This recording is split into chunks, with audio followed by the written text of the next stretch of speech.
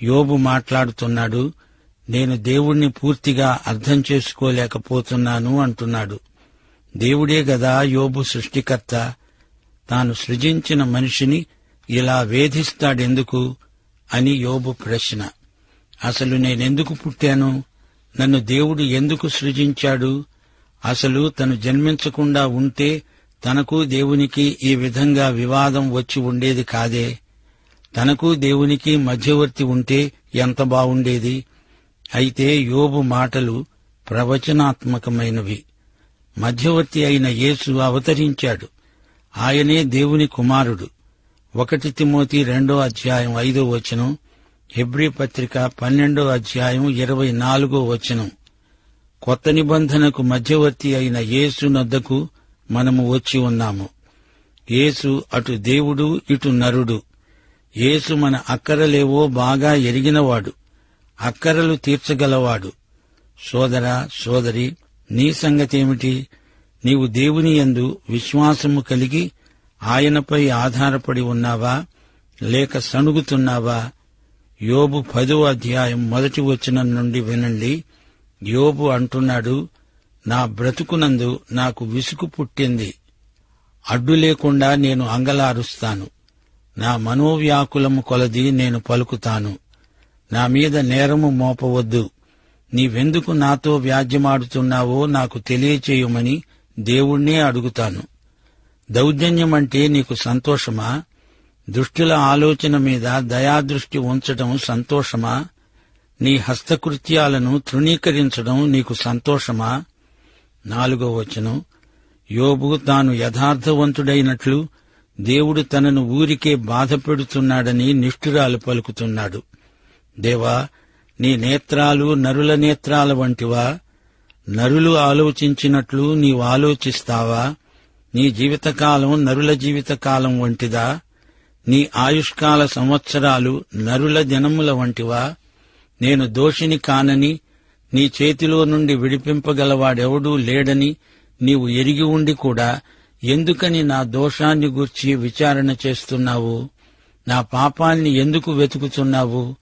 నీ హస్తములు నాకు అవయవ నిర్మాణము చేసి నన్ను రూపించి ఉన్నా నీవు నన్ను మింగివేస్తున్నావే. యోబు తన మనసులోని మాట ఉన్నది ఉన్నట్లు వెళ్లగక్కుతున్నాడు. దేవుడు యోబుకు కలిగిన అనుమానాలన్నీ తీర్చబోతున్నాడు. యోబుకు కలిగిన ధర్మ సందేహమిదే. నేనెందుకింత శ్రమపడాలి? దుర్మార్గులు చూడు ఎంత హాయిగా ఉన్నారో. దావీదు మహారాజు ఇదే ప్రశ్న అడిగాడు. నీకు నాకు కూడా ఎప్పుడో ఒకప్పుడు ఇదే ప్రశ్న ఎదురవుతుంది. దేవుడు ఈ లోకంలో మనముండగానే మనకు కలిగే సందేహాలను తొలగించగల సమర్థుడు దేవుడే. దేవుడు మానవుడై మన మధ్యకు వచ్చి నివసించాడు. ఆయనకు మనతో సహానుభవముంది. యోబు తనను తాను సమర్థించుకునే విఫల ప్రయత్నం చేస్తున్నాడు. తనలో పాపమున్నదంటే యోబు ఒప్పుకోవటం లేదు. దేవునికి తెలుసు నేను పాపిని కానని అంటున్నాడు. మరి దేవుడు ఎందుకు ఇలా చేస్తున్నాడు? నన్ను ఏడిపించి దేవుడు నవ్వుతూ చూస్తున్నాడా? లేకపోతే ఏమిటి ఇదంతా? యోబు కొంచెం తనను తాను తగ్గించుకుంటే మంచిది. లేకపోతే దేవుడే బలవంతాన వంచాల్సి వస్తుంది. వినయశీలం, సహనం అనే 2 లక్షణాలు దేవుడు ఆ ఫలాన నీకు నజరానాలుగా ఇవ్వడు. దీర్ఘశాంతమనేది ఆత్మఫలం. ఎంతో శ్రమానుభవాన్ని బట్టి దీర్ఘశాంతం అలవడుతుంది. యాకోబు పత్రిక 5:11 మరోసారి మీకు జ్ఞాపకం చేస్తాము. సహించిన వానిని ధన్యులు అనుకుంటున్నాము గదా. మీరు యోబు యొక్క సహనమును గూర్చి విన్నారు. ఆయన ఎంతో జాలి కనికరము గలవాడని మీరు తెలుసుకొని ఉన్నారు. మొదట్లో యోబుకు సహనం లేదు గనుకనే తన మీదికి శ్రమలు ముంచుకొని రాగా అతడు ఎంతో విలపించాడు. 9 దేవా, నాకు సాయం చెయ్యి అని యోబు ప్రార్థిస్తున్నాడు. మరో చెంప దేవుని ఉగ్రతను బట్టి దేవుణ్ణి నిందించసాగాడు. యోబు అంటున్నాడు, జిగటమన్నుగా నన్ను నీవు నిర్మించావు. ఆ సంగతి జ్ఞాపకం చేసుకో.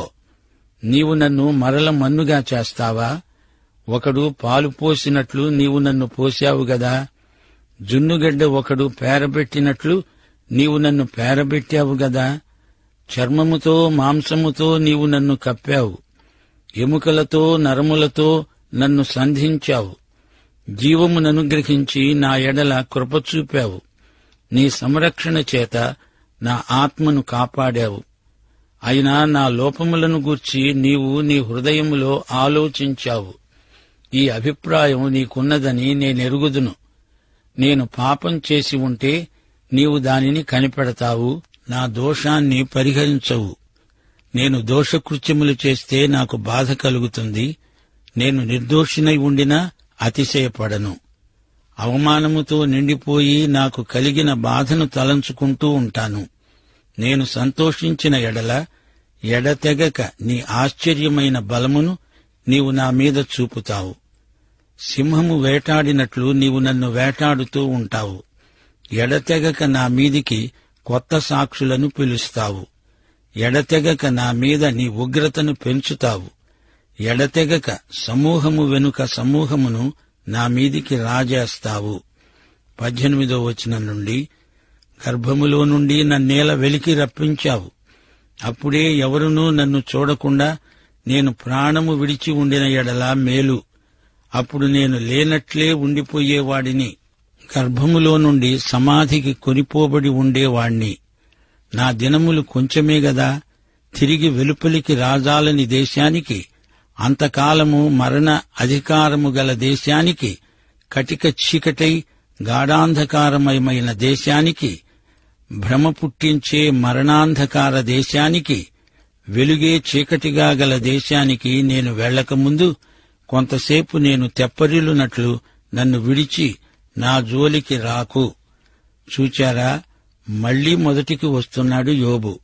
నేను చస్తే బాగుండు అనే సంగీతమే పాడుతున్నాడు.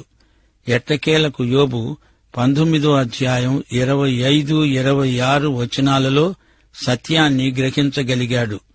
నా విమోచకుడు సజీవుడని, తరువాత ఆయన భూమి మీద నిలుచునని నేనెరుగుదును. ఈలాగు నా చర్మము చీకిపోయిన తరువాత శరీరముతో నేను దేవుణ్ణి చూస్తాను. ఈ విధంగా చావును కోరుకున్నవారు యోనా, ఏలీయా. అయినా చచ్చినంత మాత్రాన సమస్య పరిష్కారమవుతుందా? కాదు. బాధ భరించలేక ఆ విధంగా అనుకున్నారు. చస్తాను అనుకుంటే చస్తారా? అది ఉట్టి మాట. ఈ విధంగా తనను తాను శాపనార్థాలు పెట్టుకోవడం వాచాలత్వం తప్ప మరేమీ కాదు. కొందరు భక్తులు దేవుని చేతిలో ఈ విధంగా క్రమశిక్షితులవడం వారికే మంచిది. మనకు ఎప్పుడో ఒకప్పుడు గర్వభంగం కాక తప్పదు. ఇప్పుడు మనం 11వ అధ్యాయానికి వచ్చాము.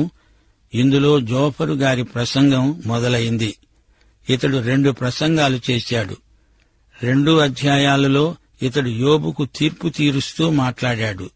యోబు, నీవు పాపం చేశావు, అందుకే నీకీ శిక్ష అంటూ తాను అదే ధోరణిలో మాట్లాడుతున్నాడు. నయమాతీయుడైన జోఫరు ఉపన్యసిస్తూ అన్నాడు, ప్రవాహంలాగా వెలువడే మాటలకు ప్రత్యుత్తరం చెప్పాలి గదా. వదరుబోతు వ్యాజ్యం న్యాయమని ఎంచవచ్చా? నీ ప్రగల్భాలు విని మనుషులు మౌనంగా ఉండిపోవాలా?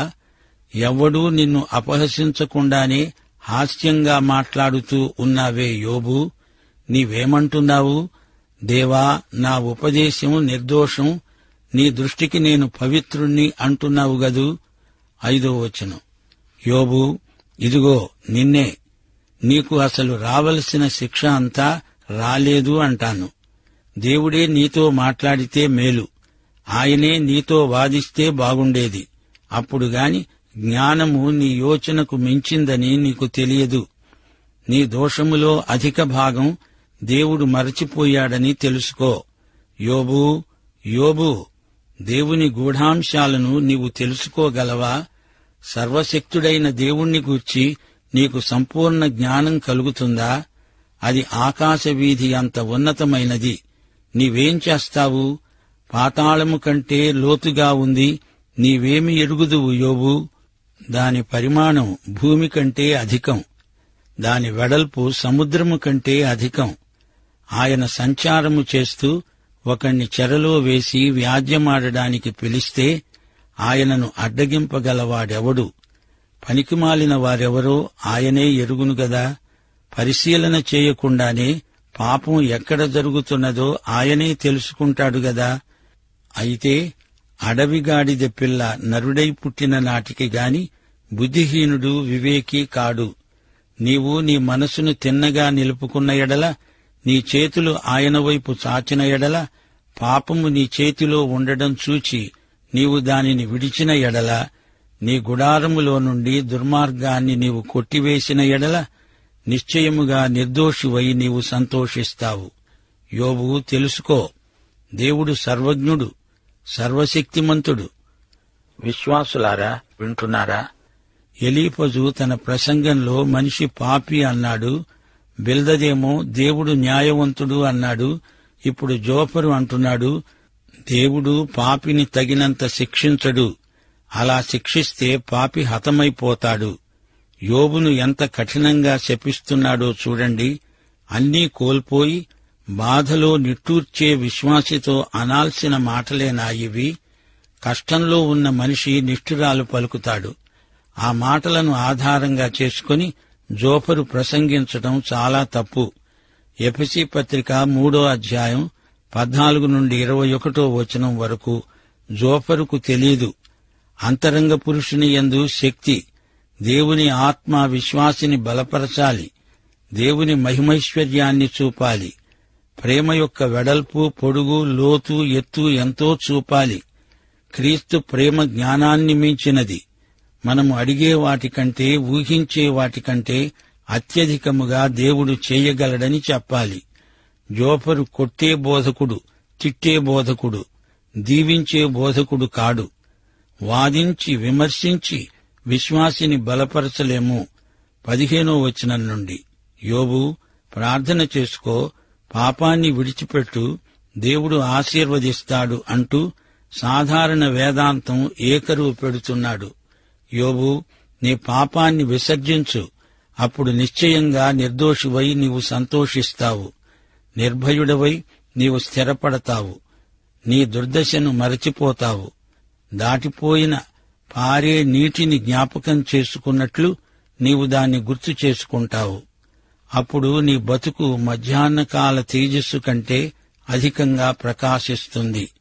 చీకటి కమ్మినా అది అరుణోదయము వలె కాంతిగా ఉంటుంది. నమ్మకానికి వీలుంటుంది.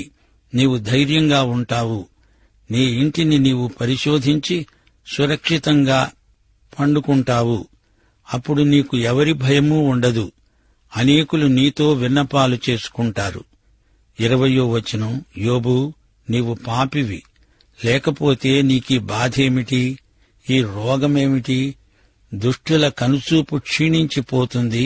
వారికి ఆశ్రయమేదీ ఉండదు. ప్రాణం ఎప్పుడు విడుస్తామా అని వారు ఎదురు చూస్తుంటారు. విశ్వాసులారా, వింటున్నారా? జోఫరు ధర్మశాస్త్రవాది. దేవుడు ధర్మశాస్త్రాన్ని అనుసరించి చర్య తీసుకుంటాడని ఇతని సిద్ధాంతం. బిల్దదు సాంప్రదాయవాది. గతంలో నుండి తెచ్చుకున్నదే ప్రస్తుతం నీకు ఆధారం అంటాడు బిల్దదు. జోఫరు ధర్మశాస్త్రమందలి అక్షరాన్ని పట్టుకుని వేళ్లాడతాడు. జగత్తు అంతా ధర్మశాస్త్రముని అనుసరించి నడుస్తుంది అంటాడు జోఫరు. ధర్మశాస్త్రం అంటాడు గాని ఆ ధర్మశాస్త్రాన్ని అనుగ్రహించిన దేవుని మనస్సు లేదు ఇతనికి. అంతా తనకే తెలుసును అన్నట్లు మాట్లాడుతున్నాడు. తనే ఒక విజ్ఞాన సర్వస్వం అన్నంత గీర ఇతనికుంది. ఈ వేదాంత గోష్ఠిలో ఇతనిదే అంతిమ నిర్ణయం. అనుభవజ్ఞుడైన కఠిన హృదయుడు. సిద్ధాంత చర్చలలో అందెవేసిన చెయ్యి. యోబు మాటలతో తన పాపాన్ని కప్పిపుచ్చుకోవాలని చూస్తున్నాడు అని అభియోగం మోపుతున్నాడు. తన వాదం నెగ్గించుకోవడానికి జోఫరు మాటల గారడీ చేస్తూనే ఉన్నాడు. యోబు అమాయకుడు. జోఫరు యోబు అబద్ధికుడు అంటాడేమిటి? యోబు వేషధార కాడు. బిల్దదు యోబును పట్టుకొని వేషధారి అంటే జోఫరు యోబును అబద్ధికుడు అంటున్నాడు. దేవుని గుణగణాలను జోఫరు వివరించాడు. తానే దేవుని పక్షాన మాట్లాడుతున్నాను అనుకుంటున్నాడు జోఫరు. ఈ రోజున కొందరు తాళాడతారు, ఇతరులకు తీర్పు తీరుస్తారు. ప్రజలకు సహాయం చేసే జ్ఞానం, అనుభవం జోఫరుకు లేదు. సిద్ధాంత పాండిత్యం ఉంది. జోఫరు యోబును దీవించాల్సిన చేతులతో కొడుతున్నాడు. యోబుకు రావలసినంత శిక్ష రాలేదు అంటున్నాడు. అంటే ఇంకా ఎక్కువ శిక్ష వస్తే చూతామని జోఫరు ఆశ. యోబు వ్యాధితో బాధపడుతున్నాడు. గాయపడిన మనిషిని చంపే బోధలు జోఫరుకు అలవాటు. దేవుని ప్రత్యక్షాన్ని గురించి జోఫరు మాట్లాడాడు. అందులో కొత్త విషయమేమీ లేదు. యోబుకు తెలిసిందే జోఫరు చెబుతాడు. యోబుకు సహాయపడే మాట ఒక్కటి కూడా జోఫరు నోట వెలువడలేదు. యోబులో ఏదో రహస్య పాపం దాగి ఉంది అని జోఫరు అంటాడు. ఆ పాపమేదో యోబుకు తెలీదు, జోఫరుకు అసలే తెలీదు. ముగింపులో జోఫరు ఏమంటున్నాడంటే, పాపం ఒప్పుకో, లేకపోతే దేవుని తీర్పు, ఉగ్రత నీకు తప్పదు. ఇంతే సంగతులు. అయితే దేవుని బిడ్డలారా, యోబు బాధలను చూస్తుంటే ఈ వేదాంతులకు ఎలాంటి సానుభూతి కలగడం లేదు. చిన్న పిల్లలు ప్రతిదానికి ఎందుకు అని అడుగుతారు. పెద్దవారయ్యాక శ్రమలను గురించిన మర్మం తెలియక ఎందుకు అని అడుగుతారు. కార్యము, కారణము అని రెండు వాస్తవాలున్నాయి. ప్రతి కార్యానికి ఒక కారణం ఉంటుంది. కాని కొన్ని ప్రత్యేక సందర్భాలలో కారణం కనిపించదు. పంటి నొప్పి నుండి గుండెపోటు వరకు మనిషి శ్రమకు సత్వర నివారణ కావాలని ఆధునిక మానవుని కోరిక. ఇలాంటి వేగవంతమైన కాలంలో యోబు గ్రంథం మనకు ఎంతో సహనాన్ని నేర్పుతుంది. వెనకటికి ఒక మనిషి ప్రార్థిస్తూ అన్నాడట, దేవా, నాకు దీర్ఘశాంతం ప్రసాదించు. అది ఇప్పుడే, ఈ నిమిషంలోనే, ఇప్పటికిప్పుడే దయచెయ్యి. ఇదెక్కడి కోరిక? దేవునికి స్తోత్రం. పాఠం ఇంతటితో సమాప్తం.